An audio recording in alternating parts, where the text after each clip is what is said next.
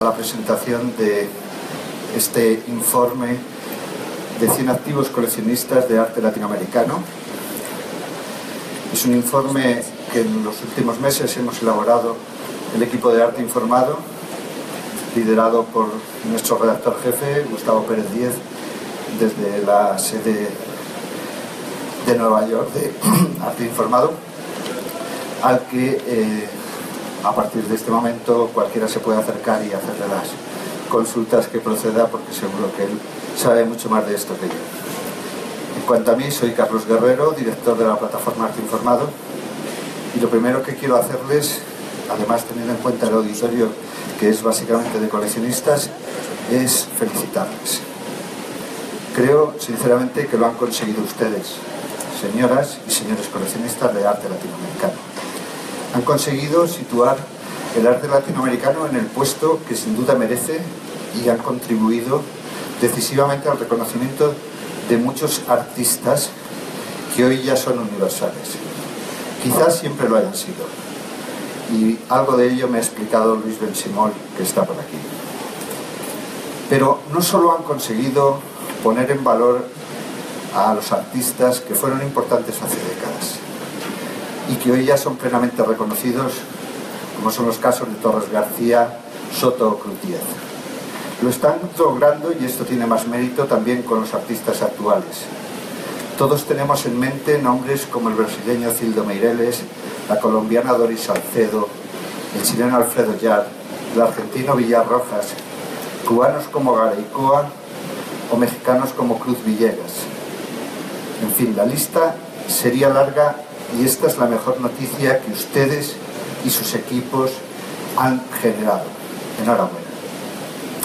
Y aunque la etiqueta de arte latinoamericano que muchos de ustedes han venido impulsando desde hace años, en alianza con curadores de la región, a los que han conseguido situar al frente de sus departamentos, de los departamentos de arte latinoamericano de relevantes instituciones museísticas, aunque, como digo, esa etiqueta para muchos de ustedes se esté convirtiendo en un corsé, creo que es justo reconocer su utilidad, al menos hasta este momento.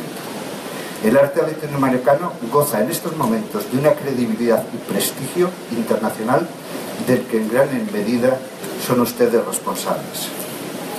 Si en palabras de Borja Villel, como saben todos ustedes, el director del Reina Sofía, tan interesado como tantos de ustedes en el arte latinoamericano, quienes generan hoy en día el canon, entre otros agentes, son los coleccionistas, desde el equipo de un medio informativo como Arte Informado, creímos que era oportuno preguntarles cómo han armado sus colecciones, qué criterios han seguido, cómo se han orientado y cómo se relacionan con los otros agentes del mundo del arte, ya sean institucionales, como museos y universidades, ya sean privados, como galerías, curadores y artistas.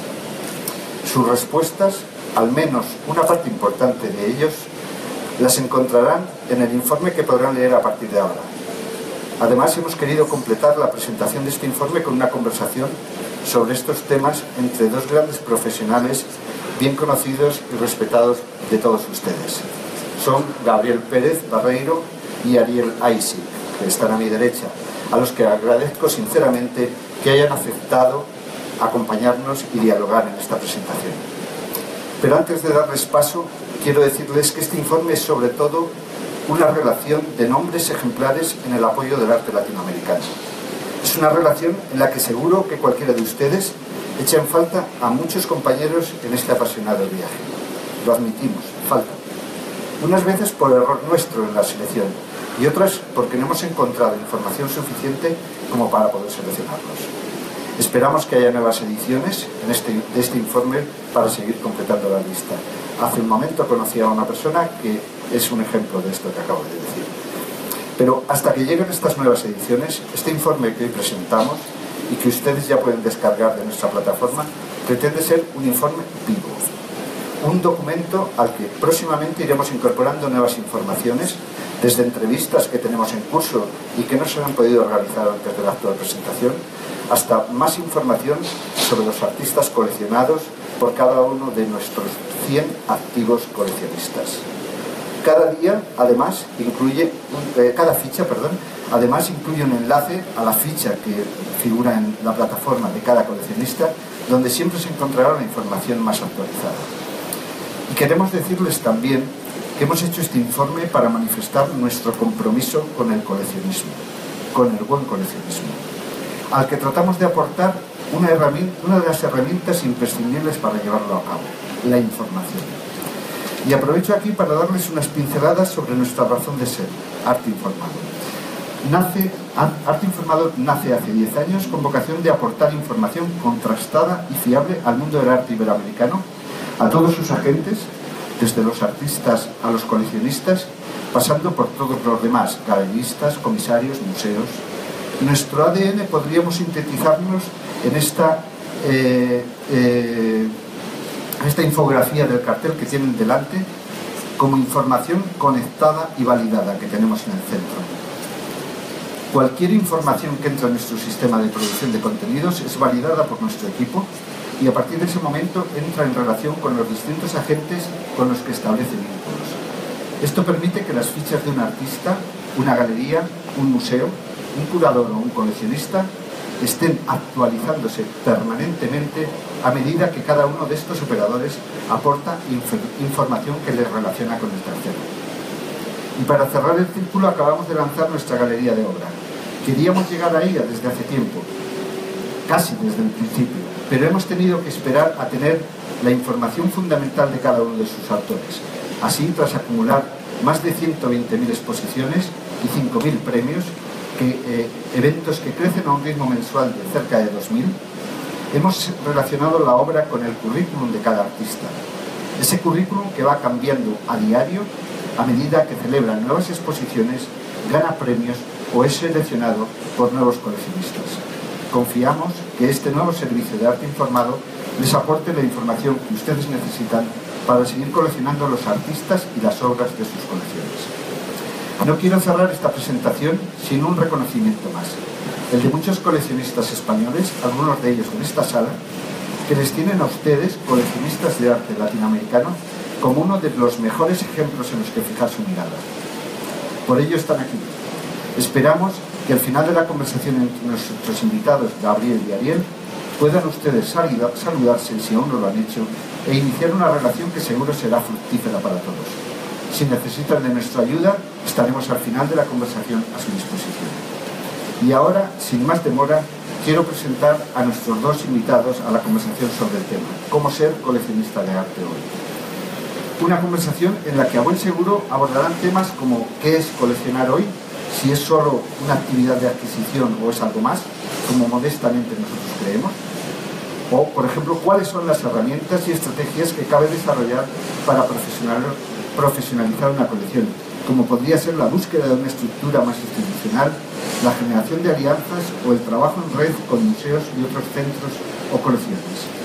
También cuál es su finalidad, si se colecciona para conocer y cómo se trabaja el conocimiento y difusión de las colecciones, por ejemplo, vía publicaciones, organización de exposiciones o ayudas a la creación vía comisiones, premios, becas, residencias, etc. Pero también, ¿qué inspira hoy en día a los coleccionistas?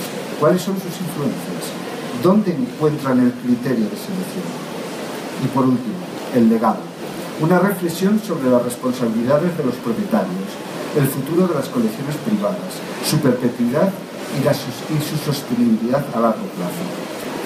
Para hablar de estos temas hemos invitado a Gabriel Pérez Barreiro, director y curador jefe de la colección Cisneros, así como próximo comisario de la Bienal de Sao Paulo, y Ariel Aysias, filántropo y fundador del ICA.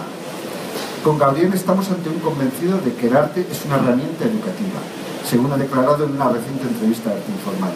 Pero Gabriel, gallego, experto en arte latinoamericano, que ha vivido en múltiples ciudades y ahora lo hace desde Nueva York, es sobre todo un experto en el trabajo con colecciones.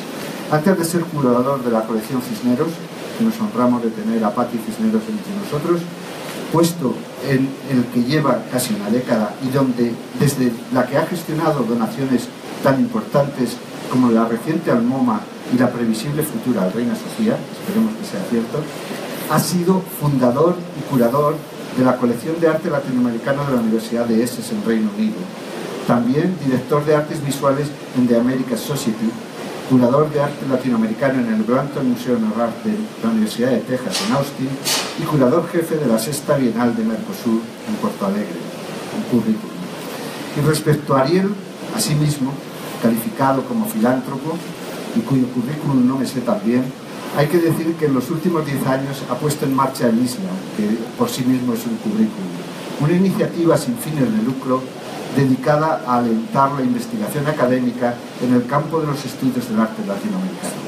Para ello, el ISLA se ha asociado con distinguidas universidades e instituciones radicadas especialmente en Estados Unidos, como el IFA de la Universidad de Nueva York, la Universidad de Columbia o la Universidad de Texas, entre otras, para promover charlas, simposios, becas, así como también la financiación de seminarios, exhibiciones, publicaciones relacionadas con el arte en América Latina.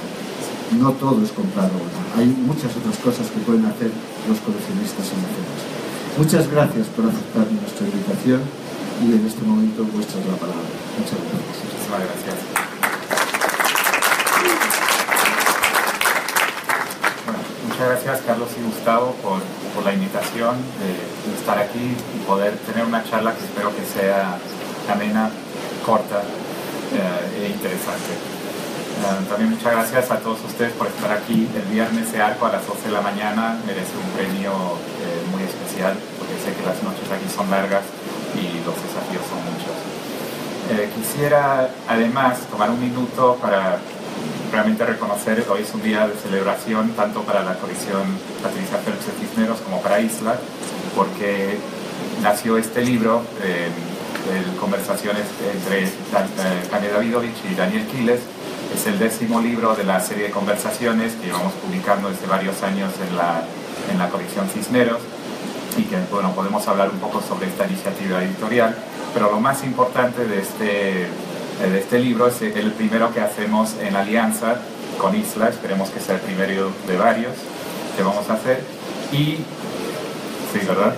Sí, te podemos comprometer ya. Ya está, qué bueno.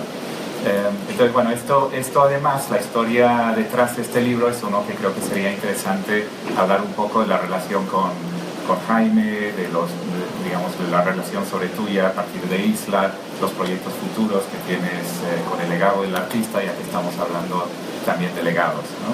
Pero bueno, es un momento para celebrar. Muchas gracias por tu colaboración en este libro. Va a estar disponible al público en pocas semanas. Bueno, hay muchas maneras de conseguirlo por internet y en las librerías. Yo personalmente te quiero agradecer a ti, Gabriel, especialmente a Patti por... ¿Se escucha bien? No. Creo que tienes que darle al costo de arriba.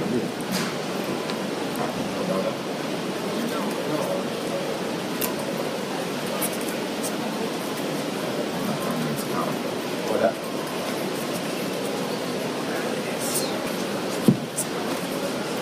Hola.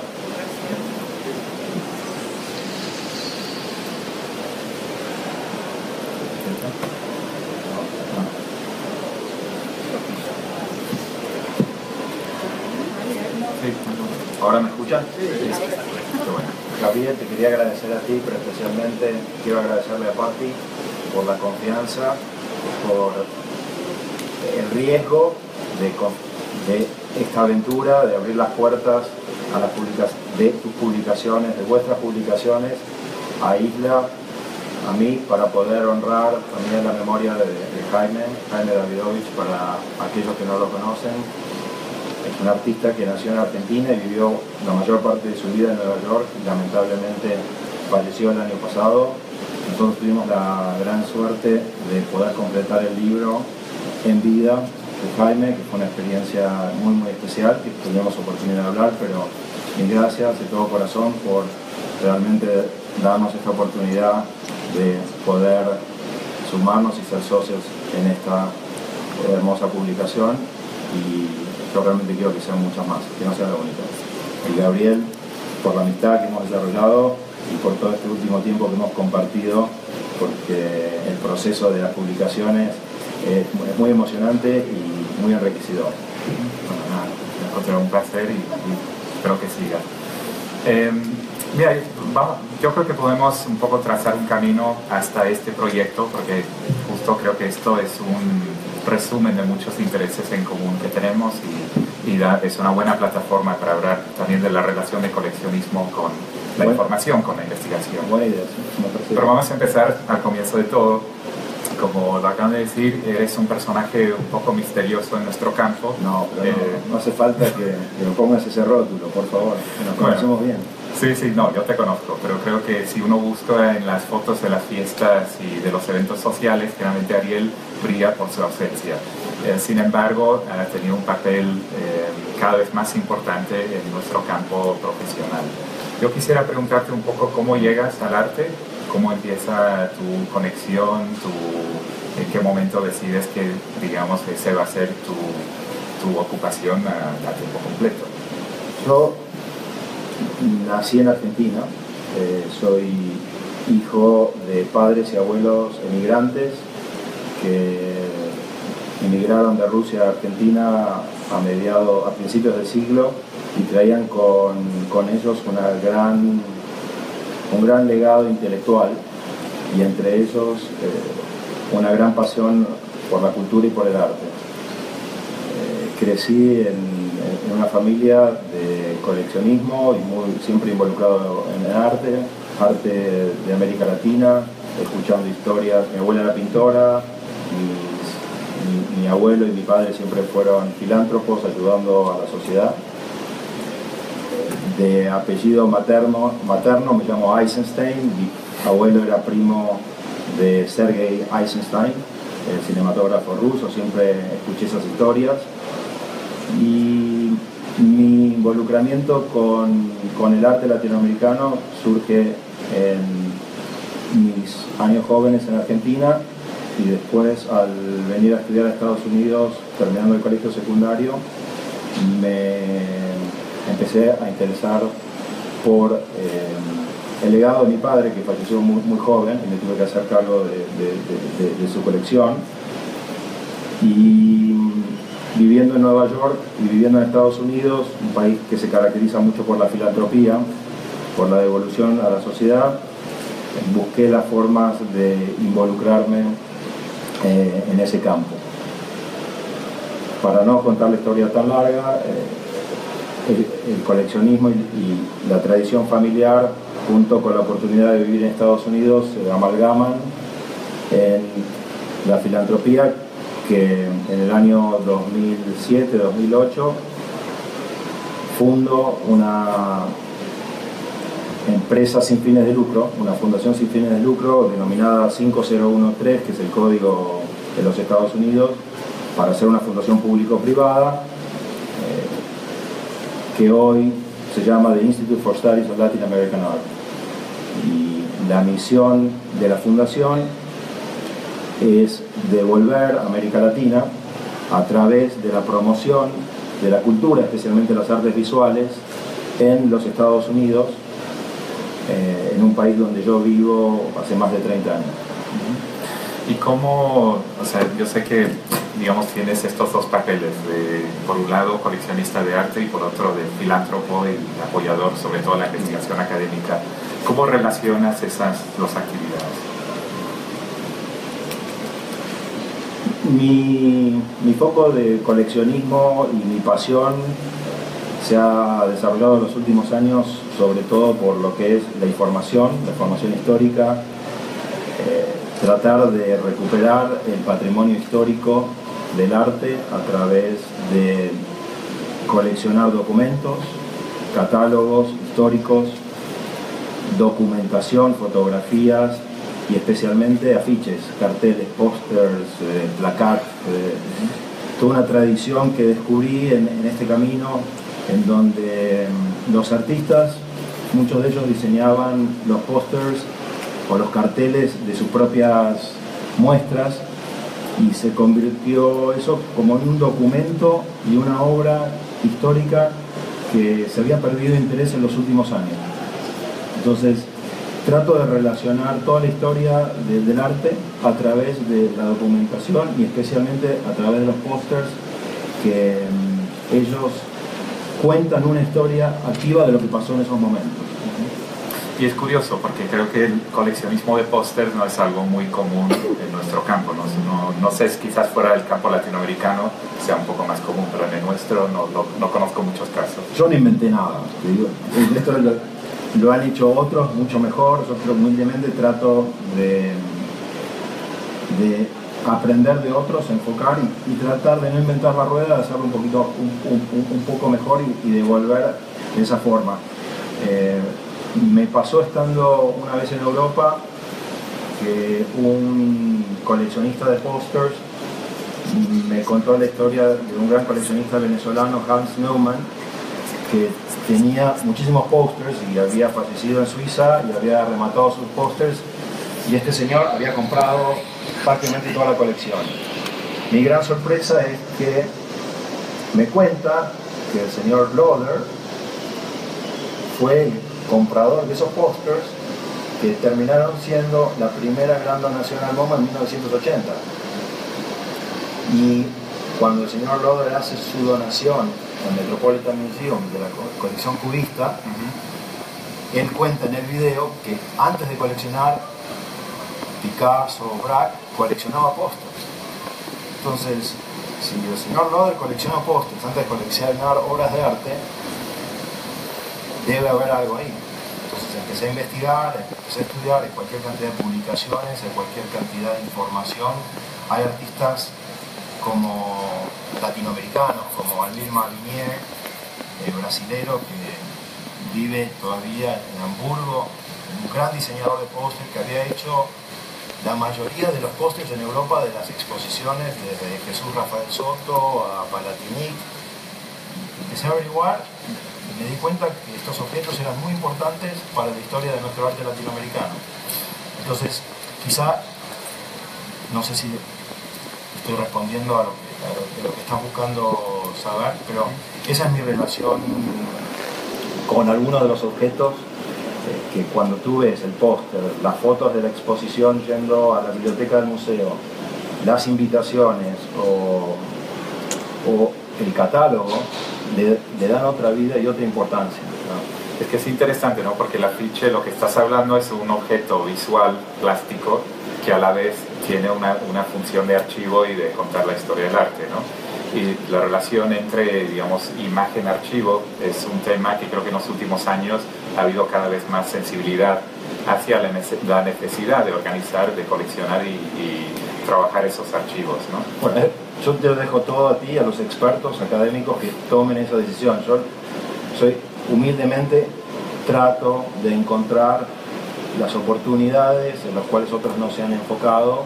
y con la ayuda de académicos, investigadores, trato de validar ese concepto. Pero lo que tú dices es lo que recibo de aquellos investigadores que realmente saben, para motivarme a seguir por este camino. Cuéntanos un poco sobre tu relación con la academia, ¿no? Porque es un caso de pocos que, digamos, apoyas directamente a la academia y la investigación. ¿Cómo surgió ese interés y de qué manera lo canalizas? Lo puedo resumir en una presentación que asistí en el 2008 en una clase en Harvard de Michael Porter. La Universidad de Harvard hizo un análisis sobre la competitividad de las empresas en los Estados Unidos, y en el cuadrante derecho mayor mostraba que el sistema universitario era el factor diferencial más importante de Estados Unidos. Del país como todo, dices. Empresarial. ¿Qué es lo que diferenciaba a Estados Unidos para hacer el camino del futuro? Michael Porter, comisionado por las grandes empresas y por la Universidad de Harvard, hicieron este estudio. Y en ese momento pensé, desde el punto de vista fundacional, que no tenía sentido replicar la infraestructura. Estados Unidos tiene más de 50 universidades con endowments ¿cómo se dice endowments en español? Nunca supe cómo se dice. Bueno, fondos de... ¿Cómo se dice? Subvenciones. No, bueno, pero el fondo de las universidades es más de 2.000 millones de dólares. Así que no existe. Diferencia competitiva de los Estados Unidos. Las universidades, en algunos casos, son más antiguas que en los propios países en América Latina. Mis hijas van a una universidad que se creó en 1644 y el sistema académico de profesores y intelectual estaba instalado, entonces no tenía ningún sentido desde un punto de vista empresarial, social, replicar esas estructuras. Entonces empecé a acercarme a las universidades y a ver aquellos casos de filántropos que habían creado asociaciones con las universidades en Estados Unidos. Entonces, en vez de asociarme con una sola universidad, con la ayuda de algunos amigos, no sé si por aquí está Mauro Gerlitzka, Mauro fue muy importante en los primeros años de Isla. Nos acercamos a universidades como Columbia y como NYU y nos dimos cuenta de que había muy poco apoyo al arte latinoamericano, que los estudiantes americanos de origen americano, había muy pocos latinoamericanos, pero de origen americano tenían interés de estudiar en América Latina. Entonces se creó un campo muy fértil para armar esa relación. ¿Qué tipo de apoyos has visto que son los más eficaces o los más transformadores? Porque has ensayado varios modelos en estos años de Isla. Constantemente usamos lo que dice Schumpeter, estamos en un proceso de creación destructiva. El filósofo económico Schumpeter decía creative destruction. Estamos constantemente creando un nuevo sistema.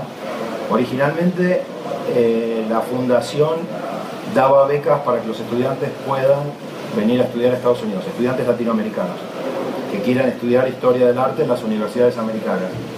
Inmediatamente nos dimos cuenta de que el sistema de universidades tiene ya gran cantidad de dinero para los estudiantes, sobre todo de PhD y de posgrado, y que no hacía falta ese dinero, hacía falta encontrar el camino para que estos estudiantes estén capacitados para calificar esas becas.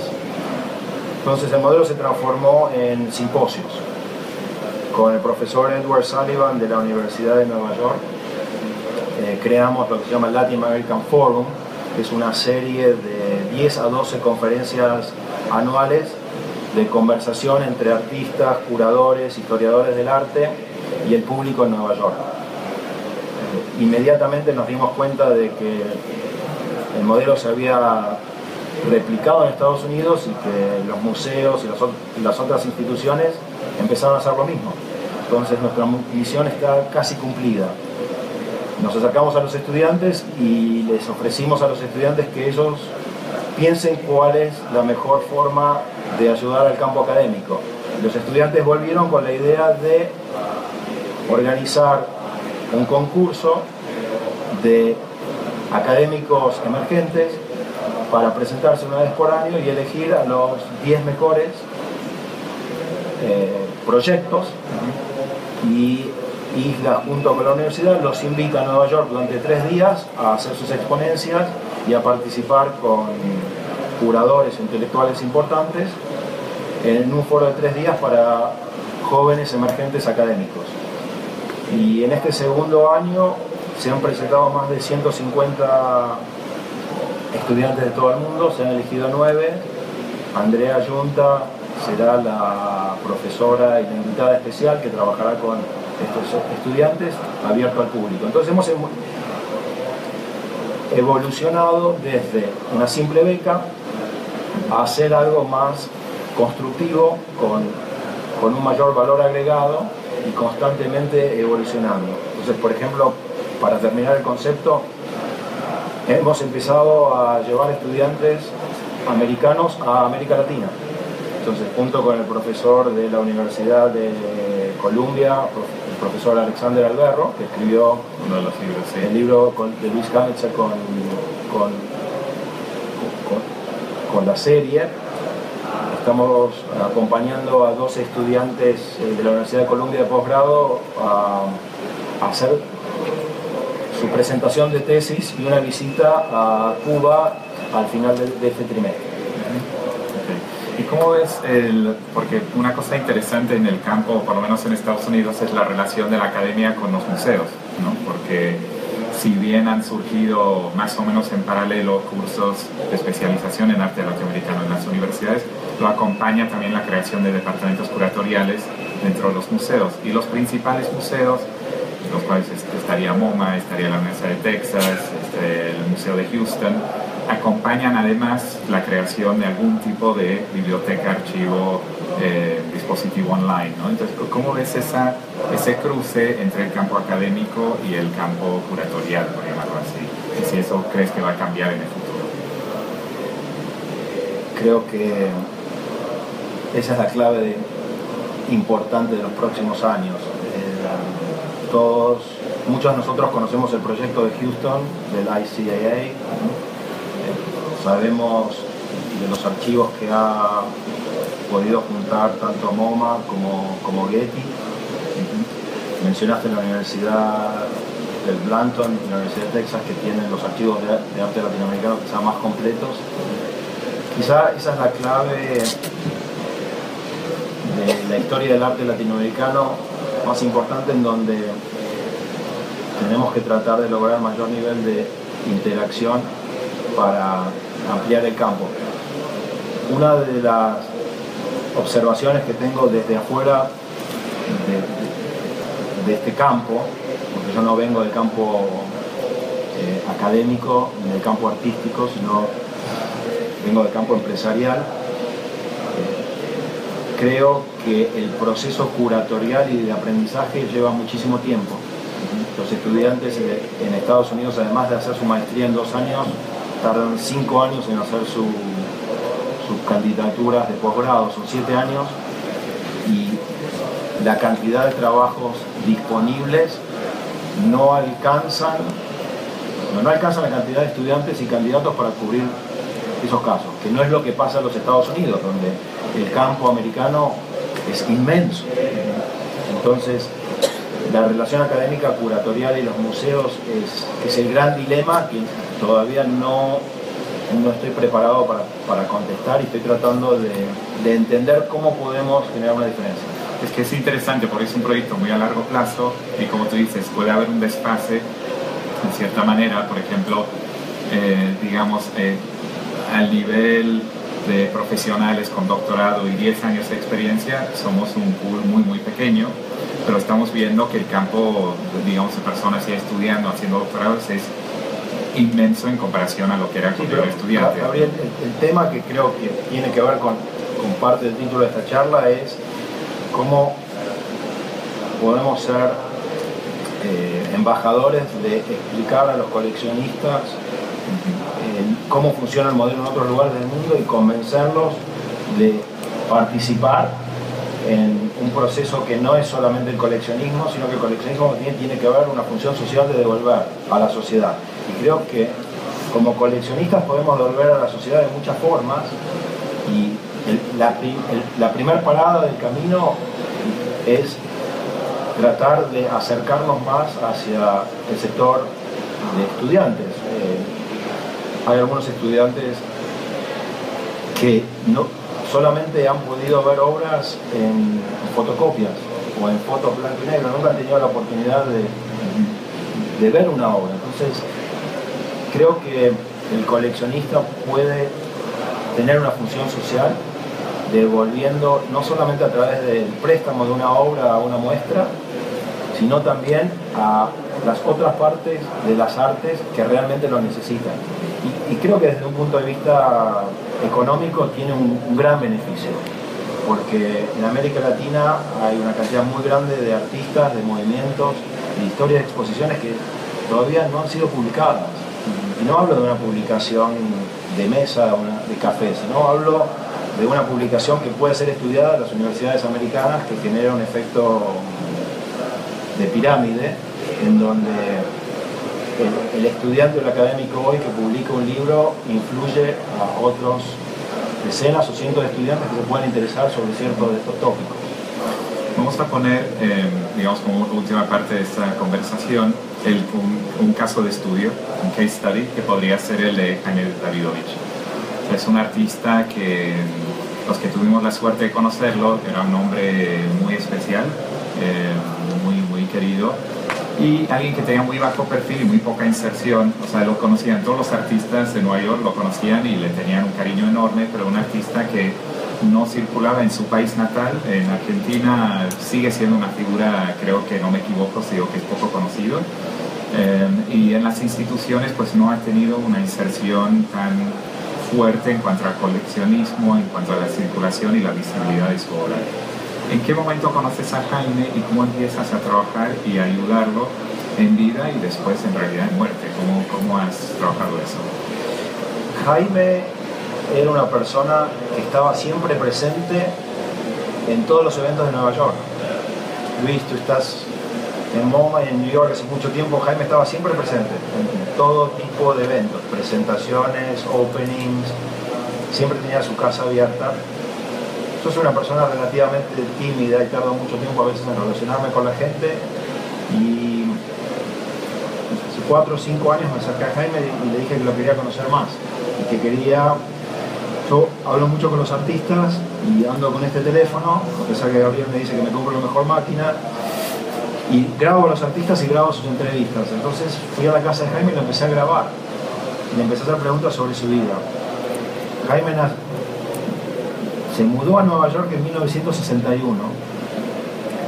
Fue al mismo colegio que yo en Argentina, al Colegio Nacional de Buenos Aires, que es como la élite intelectual argentina, donde muchos de los presidentes son un colegio público, y nos relacionamos inmediatamente con eso.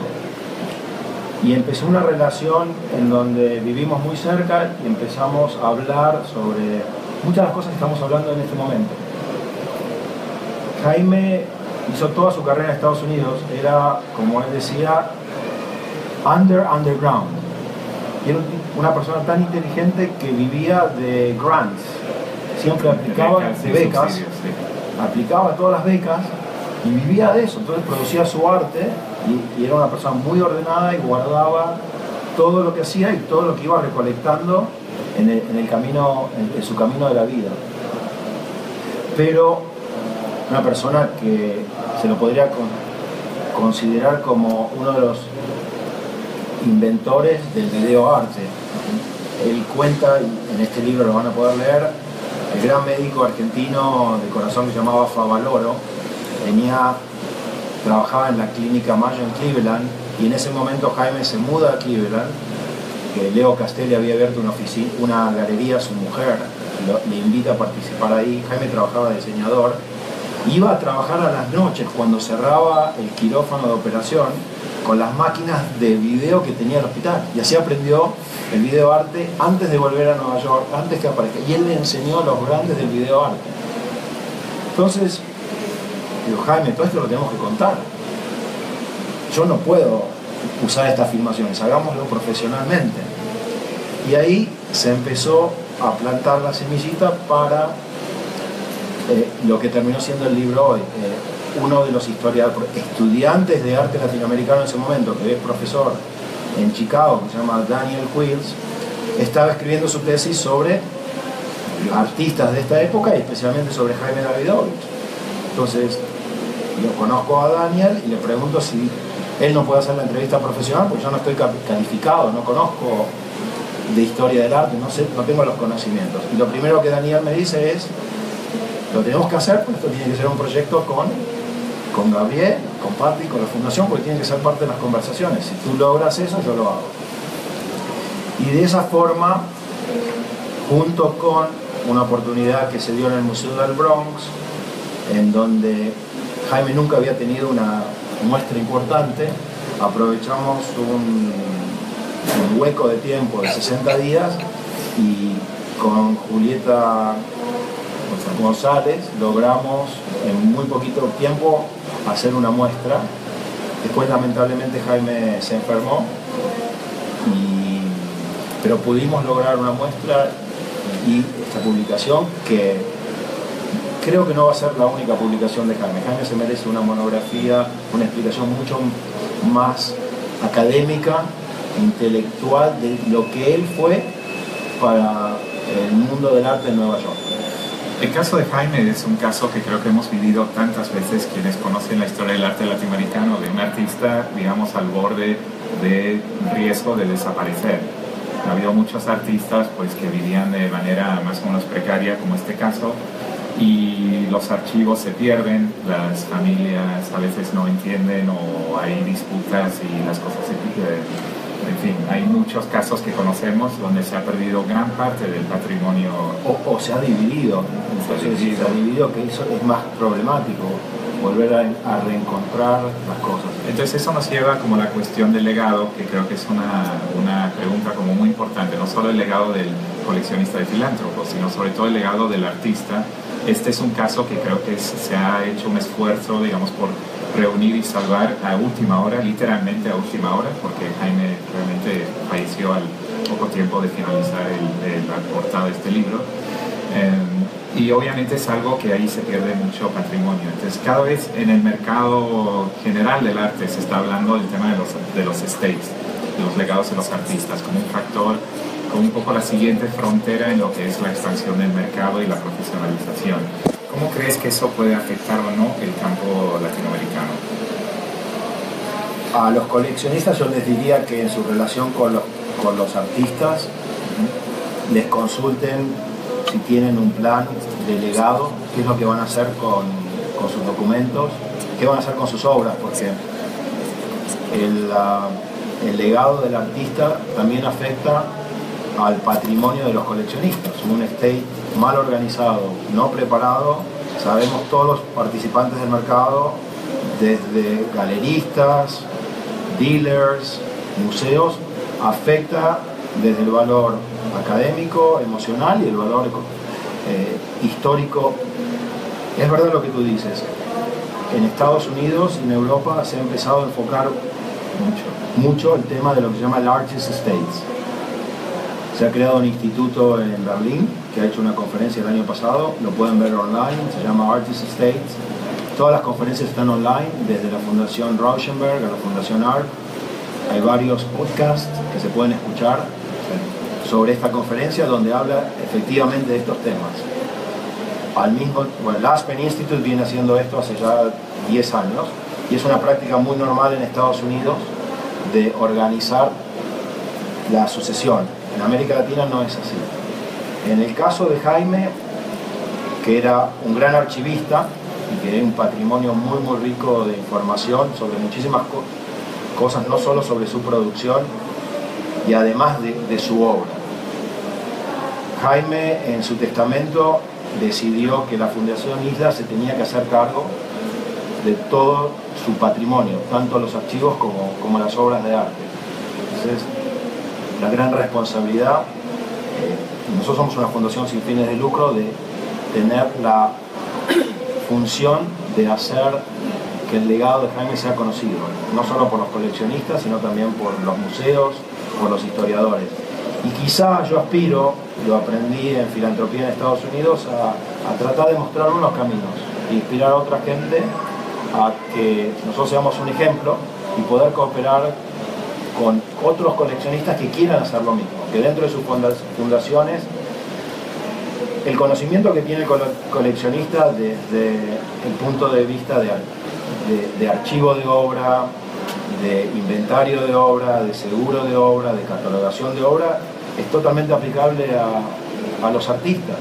Entonces el know-how ya existe en el coleccionista, ¿por qué no aplicarlo a los artistas? Eso ayuda a la familia del artista, que en muchos casos no tiene las herramientas, el conocimiento o el capital necesario.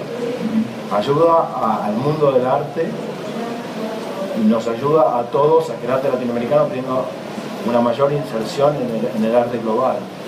Creo que hay unos mensajes así generales que escucho, ¿no? Uno es el, por ejemplo, de no competir, ¿no? De tratar de formar redes, alianzas entre las instituciones que ya existen. Creo bueno, que nuestro libro es uno de esos ejemplos, ¿no? Sería uno. Pensar el legado del artista, ¿no? O sea, enfocar esa cuestión como una prioridad, creo que es algo muy, muy útil para pensar como una acción directa que se puede hacer, y este enfoque en la formación, en la información. Quisiera, creo que, abrir un poco a preguntas del público, comentarios, si alguien aquí tiene una... Sí, por favor. No sé si necesita micrófono o no. O si no lo dice, en todo caso repetimos. Pero no...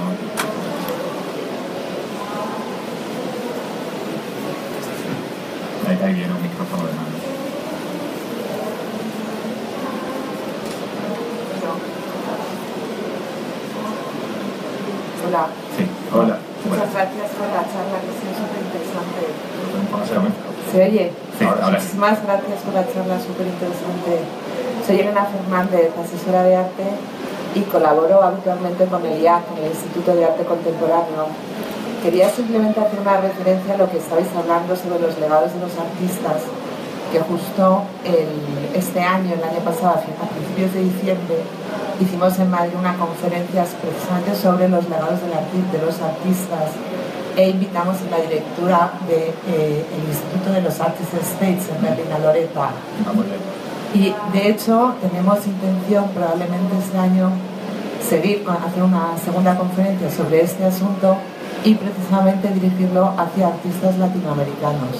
O sea, que es un tema al cual me gustaría luego creo que como una idea para ti es que tienes que llevarlo a América Latina. Es una de las a las ciudades de América Latina. Es justo una de las ideas que estábamos pensando sobre la conveniencia, traerlo aquí o al revés, llevarlo hacia allá. Ambos si es posible, pero si tienes que elegir, sería ideal que vayas a todos estos países. Hay muy poco conocimiento. Claro, sí, esto lo hemos detectado en España también, ¿eh? O sea, es un problema, yo creo que como bien decías, los anglosajones están mucho mejor organizados, pero en los países latinos... Es que tiene que ver con las leyes de sucesión y de Exactamente, entonces, sí. Hay que informar, no hay que dar soluciones, hay que ponerlo en la conversación, como está pasando aquí. Exacto. Tiene que ser un tema de discusión y puede ser llevado por los coleccionistas hasta que se profesionalice el medio. Sí, sobre todo porque hay una cantidad muy importante de artistas que no han pensado en esto y tenemos casos, la mayoría de los casos en América Latina, y no hace falta referirlos, no han tenido la oportunidad de prepararse como en los países anglosajones, pero especialmente Estados Unidos.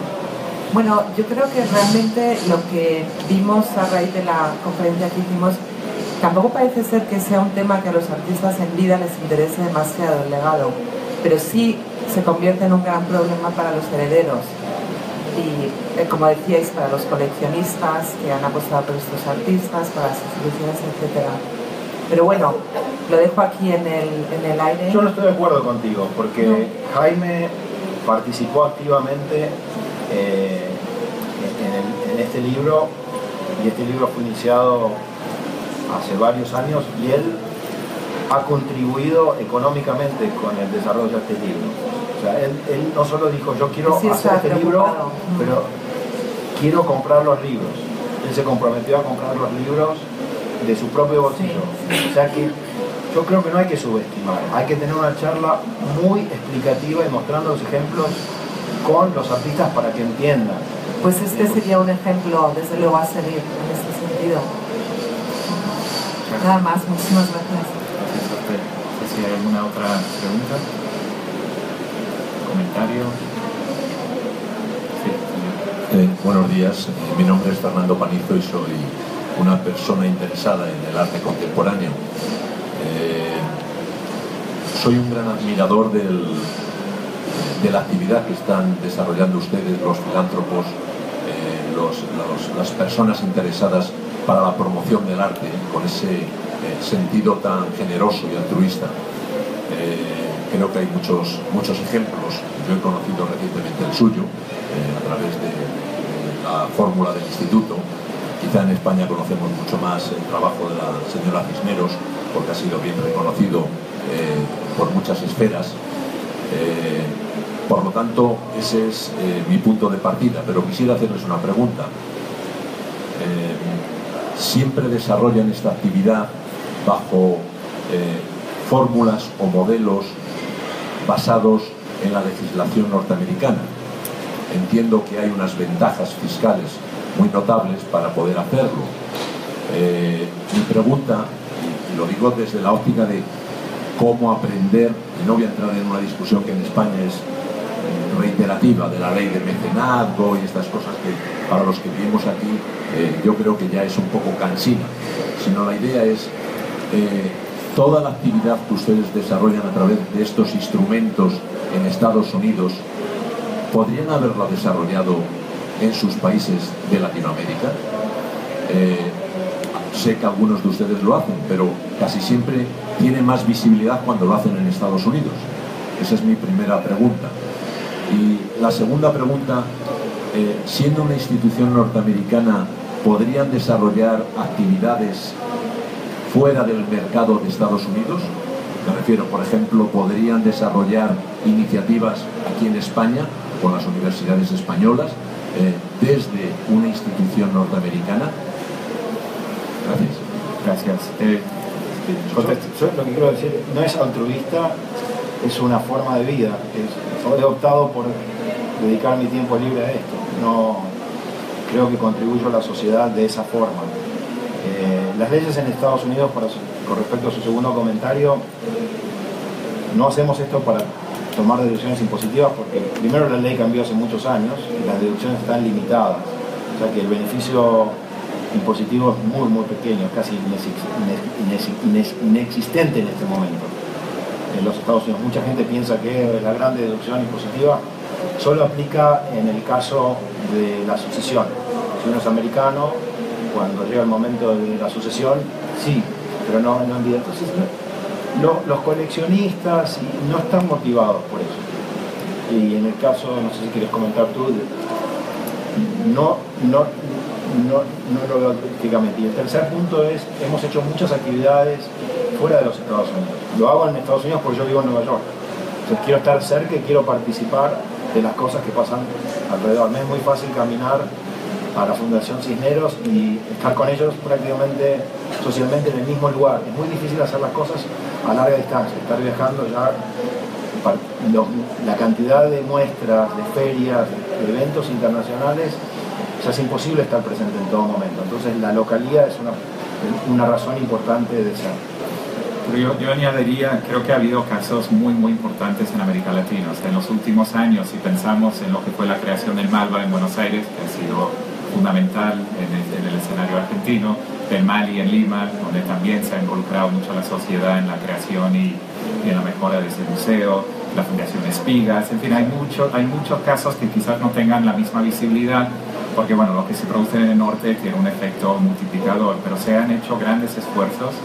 También hablaría, por ejemplo, ya en el caso de nuestra fundación, de las actividades que realizamos en Venezuela, que son muchas. En un par de semanas hacemos un seminario internacional, es nuestro gran evento público del año, y lo hacemos en Caracas, Venezuela, invitando ponentes de todo el mundo. Hacemos una constante serie de actividades educativas y artísticas que, bueno, tienen poca... O sea, son otras las noticias que salen de Venezuela, con razón, pero eso no le saca mérito a las actividades. Y, por ejemplo, aquí en España, aquí tenemos a Ana Tomé de la Fundación Reina Sofía, que también creo que ha conseguido muchos logros en relativamente poco tiempo.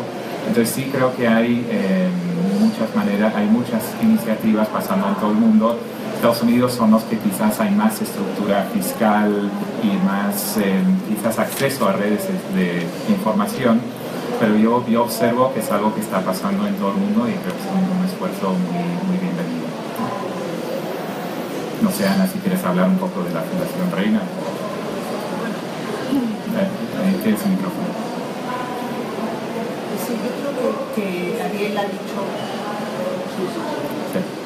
Yo creo que Ariel ha dicho una cosa clave, y es que el mecenazgo no necesariamente está inspirado en la compensación fiscal, está inspirado en una filosofía de vida y en una filosofía de participación social, que es lo que le inspira, porque para tener beneficios fiscales, para ingresar dinero, pues las personas se dedican a los negocios y a las empresas. Entonces yo creo que justamente una de las ventajas del mecenazgo es que parte de personas que desde una determinada posición económica y social están motivadas por un diálogo con la sociedad que sea compensatorio por ambas partes. La sociedad recibe y el mecenas se gratifica con eso que está dando.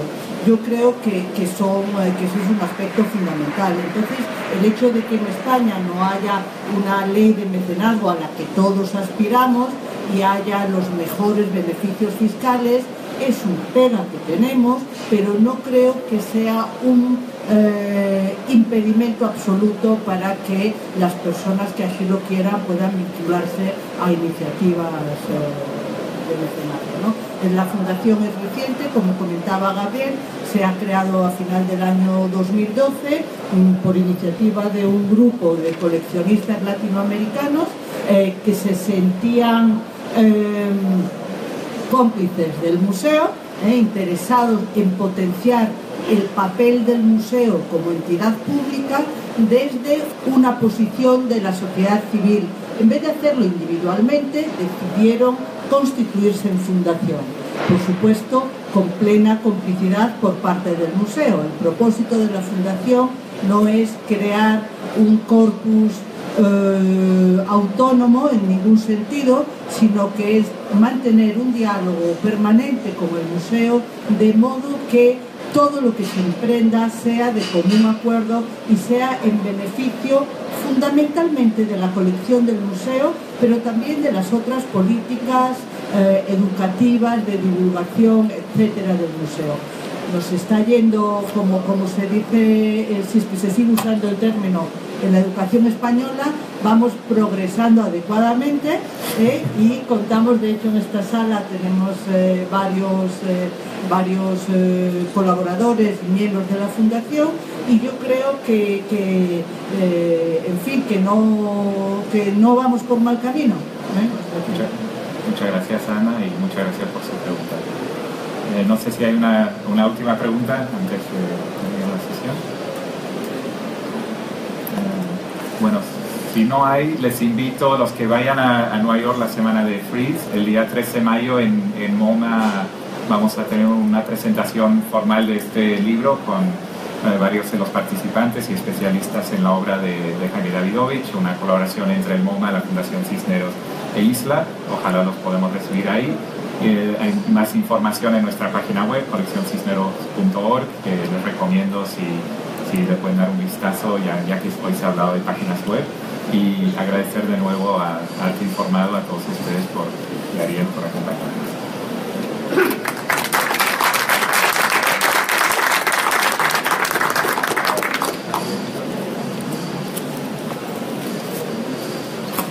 ¿Sí? Muchísimas gracias a Gabriel por acompañarnos en este acto y además tener esta intervención bienvenida, donde seguro que muchos de ustedes han tomado notas. Está por las que han despertado en algunas preguntas. Y darles las gracias a todos los que han venido a acompañarnos en esto. Creemos que será un primer acto, haremos más a futuro y están igualmente invitados.